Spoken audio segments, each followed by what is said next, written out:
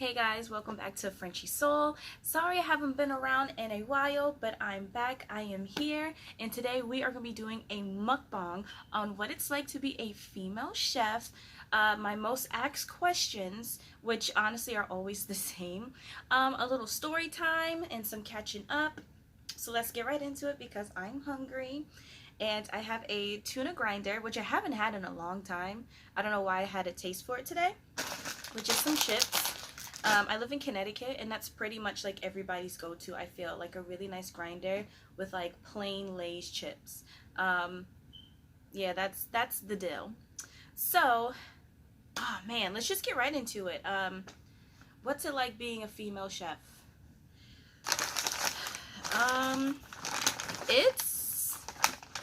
It's interesting, honestly. It's very, very, very interesting. It's not, I don't think people really know what it's like to be a chef, even before you're a female or you're a male. Like, just being a chef in general. When people try to, like, ask me to describe it for them, I go, get on a treadmill at, like, a moderate speed, where it's, like, you're kind of, like, speed jogging a little bit. Put on, like, 2 layers of clothes. Don't pee before you get on the treadmill, and kind of be hungry and like stay on it for 10 hours. That's pretty much what it feels like. It's the most rewarding thing ever, don't get me wrong. I wouldn't change it, but it kind of sucks sometimes. Kind of, but it's always rewarding. It's one of those jobs that at the end of the night, like when everything's clean and everything's done, you can't wait to come back. So I don't know, it's a tough job, but it's really, really cool. Being a female chef. Hold on, I'm gonna take a bite of this. Why do they do my sandwich like this? Why did they do my sandwich like this? First off.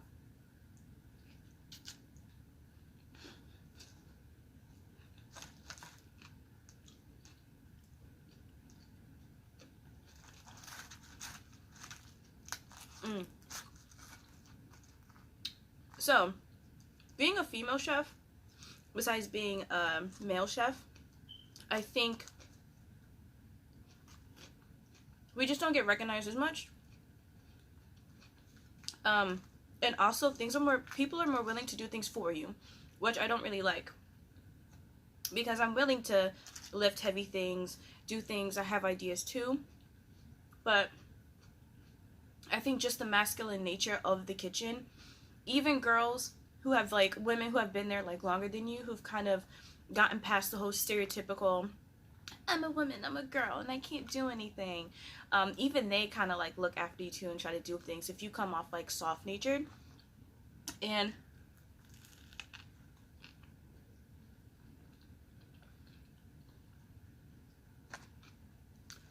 at first I thought this sandwich was trash, but it's actually, it slaps. I'm poor. I got no fucking napkins. They didn't give me any. Oh my god. So, that's like number one. I feel like people they kind of underestimate you. But I think once you prove yourself, because they put you at a certain standard and you have to fight for it, I think it makes a female chef so much more stronger and smarter, more confident in what she's doing, because you have to fight for that respect. Like, just off of appearance alone, you're not taken seriously. You're gonna see people come there after you get pushed to another station before you. You're not gonna be asked to do certain things, or sometimes you're gonna get yelled at for no reason. Sometimes it's an ego thing. It can be rough, but once you push past it, I think it's one of the most rewarding things ever.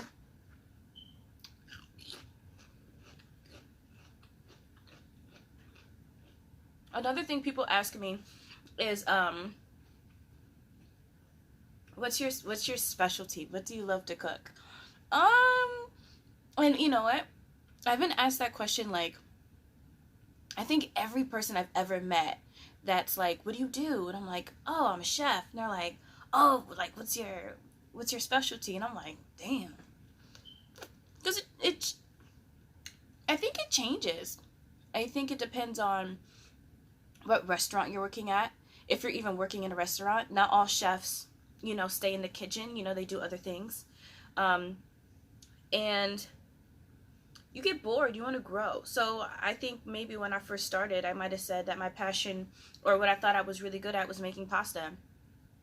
And now I think that I'm like dominating seafood. So I think it just depends on where you are. But for some reason, it's such a hard question to answer. And I've noticed other chefs do it too. You kind of stop like,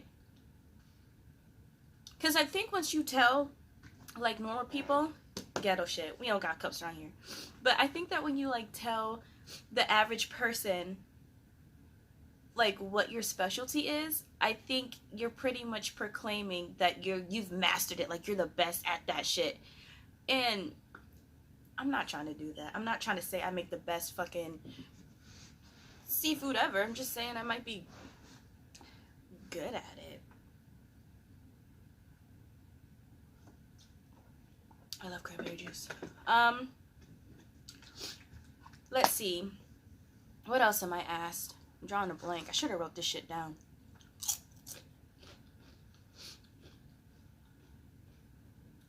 Ooh, I'm gonna take the chips and dip them in the tuna since they want to make my shit all soggy. It's a banging sandwich though. It's about to get. God damn it. Another question that I get asked. What made me want to become a chef? I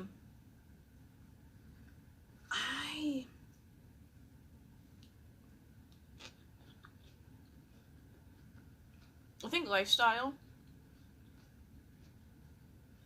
And I'll go into a little bit of story time. I have 3 older brothers.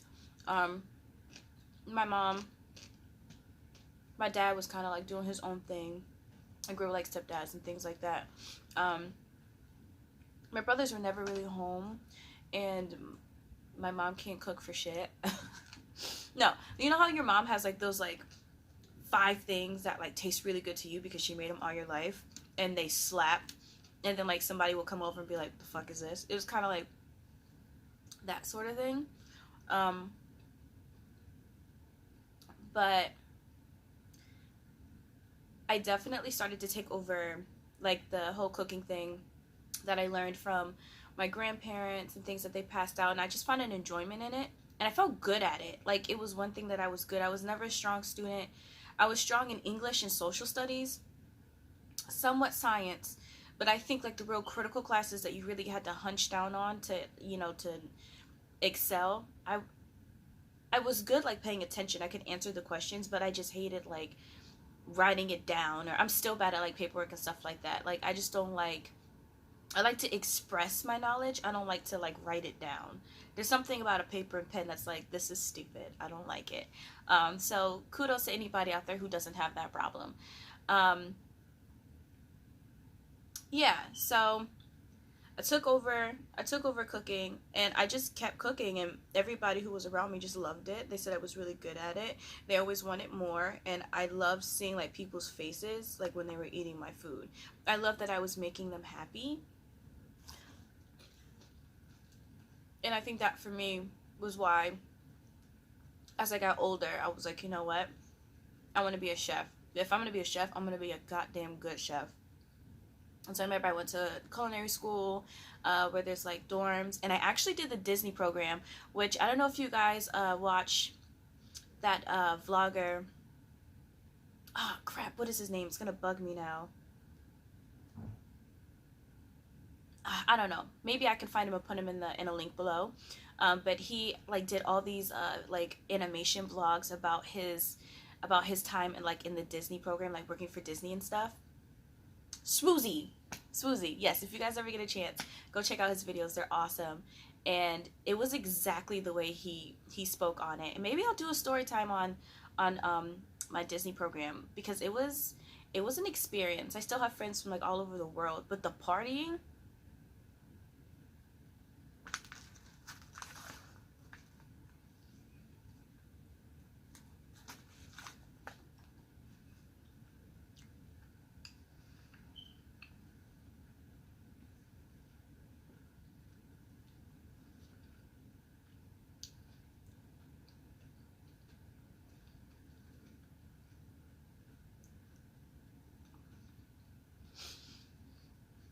it was fun. That's all I'm gonna say. So we'll definitely have to do that for a story time. I went to culinary school, started traveling. It just seemed right. I remember I took one break um, when I was 23, I think. I took a break from the kitchen. I had moved back to Connecticut from Newport, I think. So, yeah, I was 23. And I remember I took a break for, I think, a year. But I was also working on myself, though. So even though I wasn't cooking, I was still cooking. I started a catering business. So, like, I would work at a department store during the day or whatever, and then on my days off or, like, time requested off, I would do, like, little jobs for my catering business and things like that.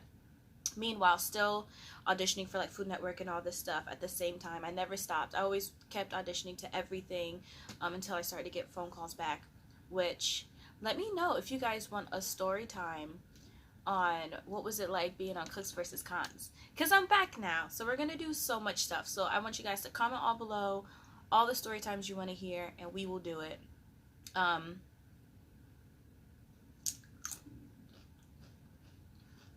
Yeah, I lost my train of focus. So more questions. Sometimes I kind of block them out, to be honest. I don't even be paying attention to people.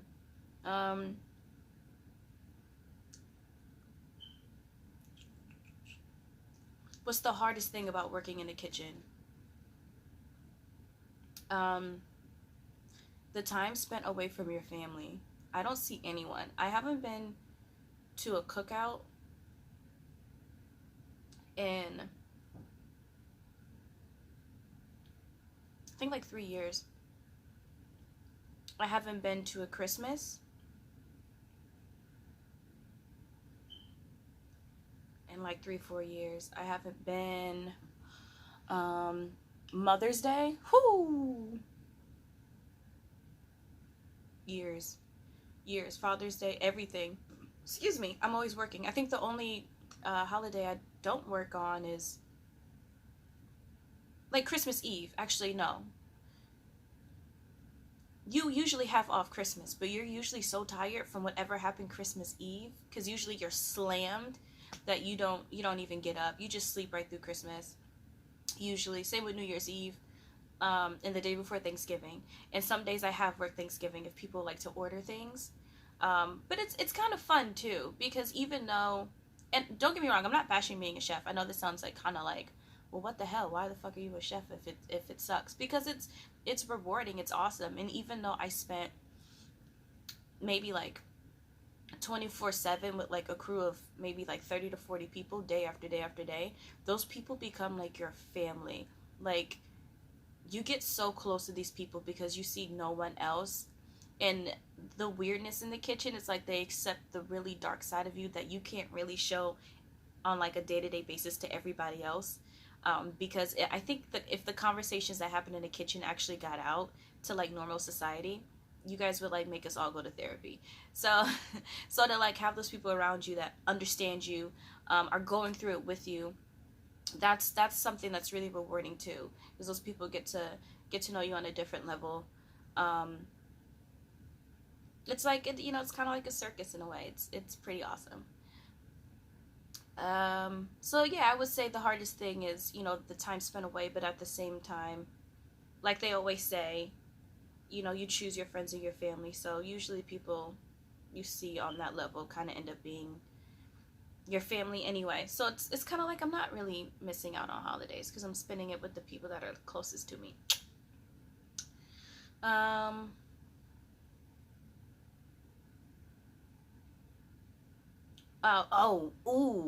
What's my favorite thing to make myself? Anything. I'm eating a tuna grinder from the pizza place up the street, and it is soggy, and I do not care. I'm tearing this thing up. Wanna know why? Because I didn't have to make it. Hell yes, people. Listen, don't ever feel insecure about cooking for a chef. I get this all the time. Like, is it cooked right? Is it overcooked? Is it undercooked? Is it good enough? Do I need more salt? I don't care. I didn't have to make it. I didn't have to make it. Do you know how psyched I am? If you put a hot dog in front of me, threw some ketchup my way and was like, huh, I'd be like, bet. Chefs eat the worst out of everybody. If you go in my freezer right now, there's a box of frozen taquitos, some chicken that I'm never gonna cook. A bunch of those like chicken breasts stuffed with stuff. I have the cordon bleu upstairs, apple brie, and cranberry. I have the broccoli and cheddar one. I usually have a bunch of Lunchables. I drink a lot of juice because you also don't really have an appetite. So I feel like I kind of get like sugar around with juice, which is why I kind of just carry the jug around. I do have cups. I'm not that poor, I promise. Uh, let's see, what else do I have upstairs? A bunch of chips, popsicles. I feel like chefs like popsicles because we're always dehydrated. It's the easy way to get some electric lights in, depending on the popsicle. I'm not talking about like a pop rocket, like the natural juice ones and stuff like that. And that's pretty much it. You know, maybe like some random garlic and some butter and eggs. And beer. Yeah, there's beer in there. Or wine. Depending on how I'm feeling. And that's pretty much your fridge. Because you're never home. So there's no point of really grocery shopping. I remember the first time I got like my like real like chef job. Like I wasn't a cook anymore. Like I was chef. Like I got to tell people what to do. Which, by the way, when you first become a chef, nobody fucking listens to you. So that was a rude awakening for sure. You have to earn the respect of your crew. Yeah, and like all over again. It doesn't matter even how long you've been there, and then you get promoted because now everybody who, you know, was side by side with you, and if you tell them like, hey, you know, can you clean this over again, or you know, this is, you know, not done right. It's like, who the fuck are you, Bob? You were just grill cook last week. Who the fuck you think you are? So it's one of those things that you kind of have to like, come to a realization too that nobody's really a boss in the kitchen. You kind of all just get along and go about that. I keep saying, my bad, y'all. It's my first video in a long time. I gotta get back in the swing of things. What was I saying? Oh, yeah. So the first time I got my real job, right? I'm not a cook anymore. I'm a chef. I think I'm balling out. Them checks is smacking. I'm like, bang, bang. All right, cool. I'm buying shit for no reason. Like, I remember I bought a ball gown. True story. When I worked at a department store, it was one where you could buy things online and you could just come into the store and return them. It was like a really like high-end one here in Connecticut. And so I think deep down when I was there, I always like kind of liked how like the rich ladies would come in with like their like expensive gowns and be like, it didn't fit right. Just put it back on the card. I always wanted to do that, right? So I have this bomb job, head chef, and I remember I went on Nordstrom and bought like the first two like dresses that I saw, made absolute no sense. Walked in that bitch like a couple weeks later, like it didn't fit right. Put it back on the card. I know this doesn't seem like a lot to a lot of people, but that was my moment. Like that was like Diana Ross was singing "I'm Coming Out" in the background. Like that was my time. I shined that fucking day. I don't know where I was going with that either.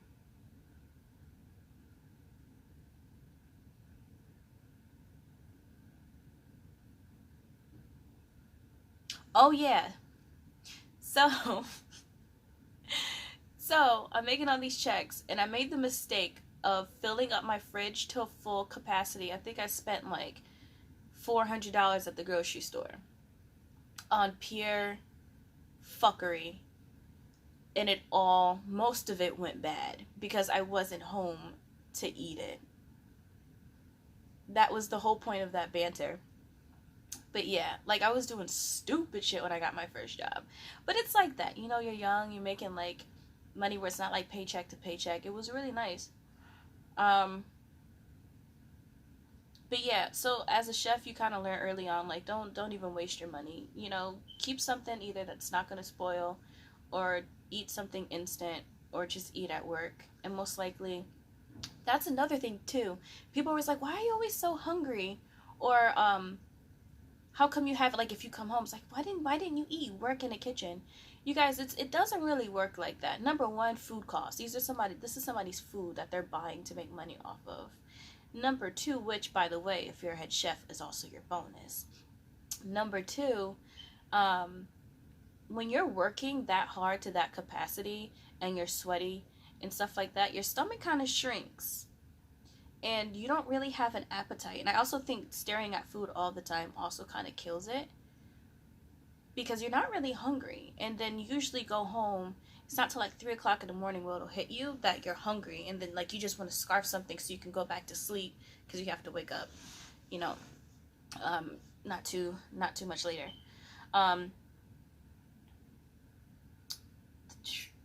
So I don't know any chef that willingly comes home and just like makes them something. No. It's like some days no. Lunchables, my jam. Period. A lot of soups too. I know the chefs like soups. Maybe because they're easy. Just like eat it. Because it's like broth. I don't know what the hell that was supposed to mean, but yeah. So this sandwich was kind of trash, but it wasn't at the same time.